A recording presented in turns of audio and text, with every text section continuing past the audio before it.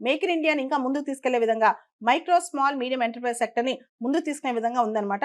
ముఖ్యంగా micro ఎంటర్ప్రైజెస్కి customized credit cards ఇస్తారంట. 5,00,000 limit వరకు కూడా. ఇది చాలా క్రెడిట్ అనేది చాలా ఇంపార్టెంట్ కదా మైక్రో ఎంటర్ప్రైజెస్కి. సో వాళ్ళకి కస్టమైజ్డ్ క్రెడిట్ కార్డ్స్ ఇస్తారంట.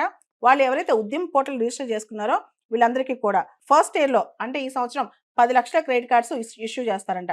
ఆ తర్వాత ఫస్ట్ టైం ఎంటర్‌ప్రెన్యూర్స్ కూడా మొట్టమొదటిసారి ఔత్సాహికులు ఎవరైతే ఎంటర్‌ప్రెన్యూర్‌షిప్‌లోకి వస్తారో వాళ్ళకి కూడా దాదాపు చాలా స్కీమ్స్ అండ్ ప్రోగ్రామ్స్ ఉమెన్ కోసం, ఎస్సీ, ఎస్టీ కోసం కొత్త స్కీమ్ లాంచ్ చేస్తున్నారనమాట. ఫస్ట్ టైం ఎంటర్‌ప్రెన్యూర్స్ కోసం కొత్త పథకం లాంచ్ చేస్తున్నారు. ఈ పథకం కూడా గవర్నమెంట్ ఆఫ్ ఇండియా ప్రమోట్ చేస్తూ దానికి దాదాపు ₹2,00,00,000 లోన్ సదుపాయం కూడా దీనిలో కల్పిస్తుందంట.